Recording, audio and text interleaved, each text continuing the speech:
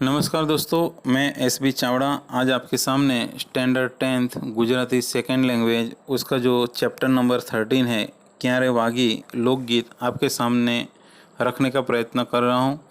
दोस्तों, मुझे आशा है कि आपको मेरा ये वीडियो ज़रूर पसंद आएगा।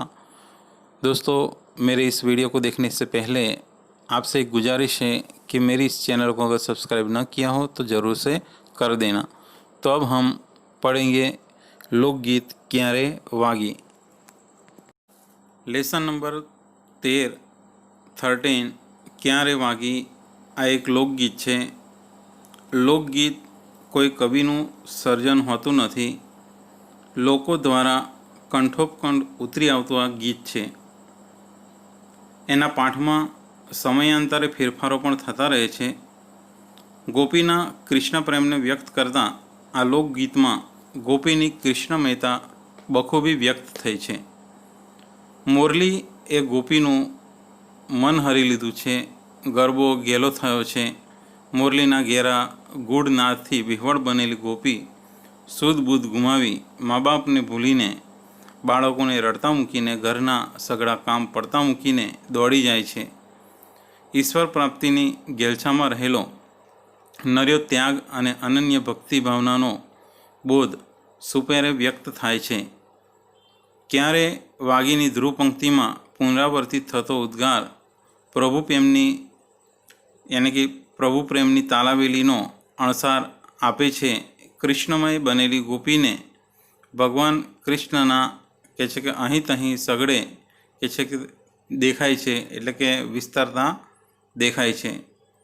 यानी यहाँ पर ये जो लोकगीत है क्यारे वागी, कहते कि लोकगीत यानी फोक सॉन्ग, कहते हैं कि ये लोगों के द्वारा गाया हुआ जो गीत होता है, जो परंपरा से चलता आता है।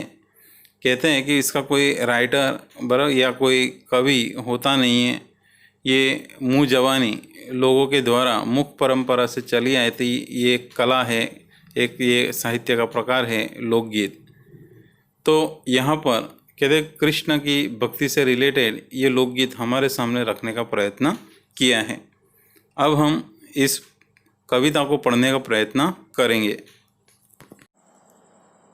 कान तारी मोरली ए जीरे मारा मन हेरिया समी सांजनी जीरे वजोगण क्यारे वागी। એટલે કે આ લાઈનોમાં એવું કહેવાયું છે કે હે કાના, હે કૃષ્ણ, કહે છે કે તારી મુરલીએ મારા મનને હરી લીધું છે, ચોરી લીધું છે। કહે છે કે તારી આ વિજોગણ એટલે કે વિરહણીની મોરલી સમી સાંજે ક્યાં વાગી। यानी इन लाइनों में ये कहा गया है कि हे कान्हा, हे कन्हैया, हे कृष्ण, कहते तेरी इस बांसुरी ने मेरे मन को हर लिया है, यानी चुरा लिया है। कहते कि ये जो तेरी विरहणी मुरली है, बांसुरी है, ये अभी कहते कि शाम के समय कहाँ से बज रही है। गुड़ा रागनी जीरे मोरली क्यारे वागी, मधरातनी जीरे अभागणी क्यारे वागी। सर्वा साधनी जीरे मोरली क्यारे वागी। आ लाइनों में कहे छे कि आ गुड़ रागवाड़ी मोरली क्या वागी। कहे छे कि मधराते आ अभागणी मोरली क्या वागी। कहे छे कि आ मोटा साधनी मोटा आवाज़े आ मोरली क्या वागी। यानी इन लाइनों में ये कहा गया कि ये जो गुड़ यानी गहरा रहस्यमय, ये जो उसके जो राग निकल रहे, स्वर निकल रहे, ऐसे गुड़ स्वर निकालने वाली ये मुरली कहाँ बज रही है। कहते हैं आगे कि भाई ये अभागिनी ये मुरली, कहते कि मध्य रात्रि में ये मुरली कहाँ बजी। कहते कि वो भी कहते कि ये जो मुरली है वो इन बड़े बड़े आवाज़ के साथ, कहते कि बड़ी तेज़ आवाज़ के साथ ये मुरली कहाँ पर बजी। कान तारी मोरली ए जीरे गरबो घेलो कीधो समी सांजनी आ मोरली क्यारे वागी। कान तारी मोरली जीए रे संयरूनो साथ मेल्यो समी सांजनी आ मोरली क्या वागी। કાન તારી મોરલીએ જીરે મા ને બાપ મેલ્યા, સમી સાંજની આ મોરલી ક્યારે વાગી. કાન તારી મોરલીએ જીરે રોતા બાળ મેલ્યા, સમી સાંજની આ મોરલી ક્યાં વાગી. કાન તારી મોરલીએ જીરે કોઠીએ કણ ફૂટ્યા, સમી સાંજની આ મોરલી ક્યાં વાગી. આ લાઈનોમાં અંદર કહેવાયું છે કે હે કાના કે છે હે કૃષ્ણ હે કનૈયા તારી આ મુરલીએ કે છે કે મારા કે છે કે આ સહિયરોનો સાથ પણ છોડાવી દીધો. કે છે કે હે કૃષ્ણ તારા આ મુરલીના સુરોથી કે છે કે મેં મારા સહિયરનો એટલે કે મારી બહેનપણીઓનો સાથ પણ મેં છોડી દીધો. આ સમય સાંજે આ મુરલી ક્યાં વાગી. હે કૃષ્ણ કે છે કે તારી આ મુરલીએ કે છે કે આ મુરલી માટે કે છે કે મેં મારા મા બાપને પણ છોડી દીધા. હે કૃષ્ણ કે છે કે તારી આ મુરલીના લીધે મેં મારા બાળકોને પણ રડતા મૂકી દીધા. આ અભાગણી આ સમી સાંજની આ મુરલી ક્યાં વાગી. હે કૃષ્ણ હે કાના કે છે કે તારી આ મુરલીએ મારી કોઠીમાંનું કે છે કે અનાજ પણ ખૂટાડી દીધું. કે છે कि आ समी सांझनी आ मुरली क्या वागी.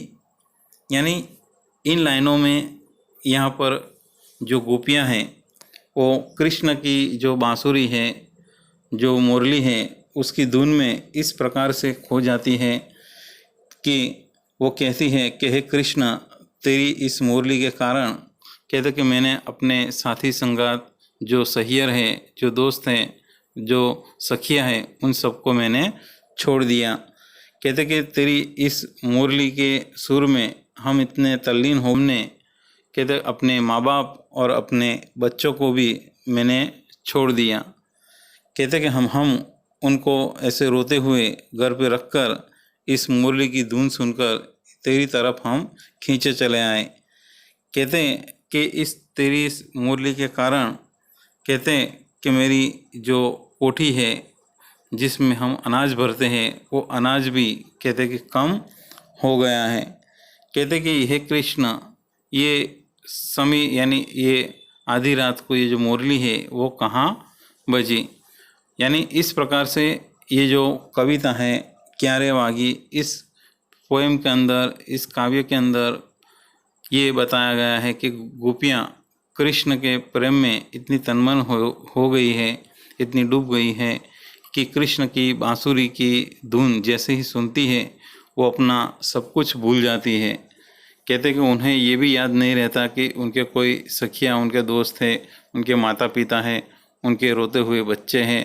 कहते कि उनको भी घर पे अकेला छोड़कर इस मुरली की धुन में खींची चली जाती है. तो इस प्रकार यहाँ गोपियों का जो कृष्ण प्रेम है वो यहाँ पर व्यक्त हुआ है. स्वाध्याय प्रश्न पहलो साचो विकल्प पसंद करी खराने निशानी करो. पहलो प्रश्न है कि काव्य नायिका पर कानानी मुरलीने सी असर थई छे. तो एनो जवाब है कि तेनुं मन हरी लीधुं. बीजो प्रश्न है कानानी मुरलीए कोण गेलू बन्युं. तो एनो जवाब है गोपीओ. एक एक वाक्य में उत्तर लखो. काव्य में मुरलीना रागने केवो कह्यो छे. तो एनो जवाब है कि आ कवितानी अंदर मुरलीना के छे कि रागने एटले कि मुरलीना रागने गूढ़ कह्यो छे, एटले कि रहस्यमय. बीजो प्रश्न है गोपीए कोनो साथ छोड्यो. तो एनो जवाब है कि कानानी मुरलीए गोपीए पोतानी सहियरनो साथ छोड्यो. नीचेना प्रश्नों 2-3 वाक्य में उत्तर लखो. मुरलीना साधनी गोपीओना मन पर केवी असर थाय छे ते वर्णवो. तो मुरलीना साथथी गोपी विह्वल बनी जाए छे के छे के ते पोतानी सखीओनो साथ पण छोड़ी दे छे. पोताना घरना काम पड़ता मूकीने, पोताना माँ बापने भूलीने, तेमज बाळकोने रड़ता मूकीने ए कृष्णनी के छे के वांसળી मुरलीनी तरफ दौड़ी आवे छे. आगळनो प्रश्न है श्री कृष्णनी मुरली ने કવિએ અભાગણી કેમ કહી છે? તો શ્રી કૃષ્ણની મુરલીને કવિએ અભાગણી એટલા માટે કહી છે કારણ કે તે સમી સાંજે વાગીને ગોપીને વિહવળ બનાવે છે અને તે કરવા જેવા કામ પણ કરી શકતી નથી. આગળનો પ્રશ્ન છે કે નીચેના પ્રશ્નનો સવિસ્તાર ઉત્તર લખો. એમાં પહેલો પ્રશ્ન છે કે ક્યારે વાગી કાવ્યનો ભાવાર્થ સમજાવો. તો એનો જવાબ છે કે આ કવિતાની અંદર કાનાની મુરલીએ ગોપીનું મન હરી લીધેલું છે. મુરલીના નાદથી કે છે કે એના અવાજથી ગેલી બનેલી ગોપીઓ પોતાની સુધબુધ ખોઈ બેઠી છે. તે પોતાના સખીઓનો સાથ પણ છોડીને, મા બાપને ભૂલીને, પોતાના બાળકોને રડતા મૂકીને, ઘરના બધા જ કામ પડતા મૂકીને દોડી આવે છે. આ કાવ્યની અંદર ગોપીના પાત્ર દ્વારા સાચા ભક્તની ભાવના વ્યક્ત કરવામાં આવી છે. એટલે કે જેમ કે છે કે ગોપીઓ પોતાનું કામ ધંધો બધું જ ભૂલીને પેલી મુરલીની કે છે કે જ્યાં ધૂન આવે છે એ તરફ દોડી જાય છે, એવી રીતના જે સાચો ભક્ત હોય છે એ કે છે કે પોતાનું લક્ષ્ય કે છે કે ઈશ્વર પ્રાપ્તિ જ રાખે છે અને એના માટે સર્વસ્વનો ત્યાગ પણ કરે છે. કે છે કે અનન્ય ભક્તિ કોને કહેવાય તેનો પરિચય આપણને આ કવિતા દ્વારા થાય છે.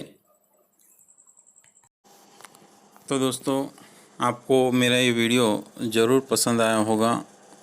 दोस्तों, मेरी आपसे एक रिक्वेस्ट है कि अगर मेरी इस चैनल को अभी भी सब्सक्राइब न किया हो तो ज़रूर से कर देना. तो दोस्तों, मैं अगला वीडियो ज़रूर आपके सामने लेकर उपस्थित होऊंगा. तब तक के लिए धन्यवाद, आभार, थैंक्स.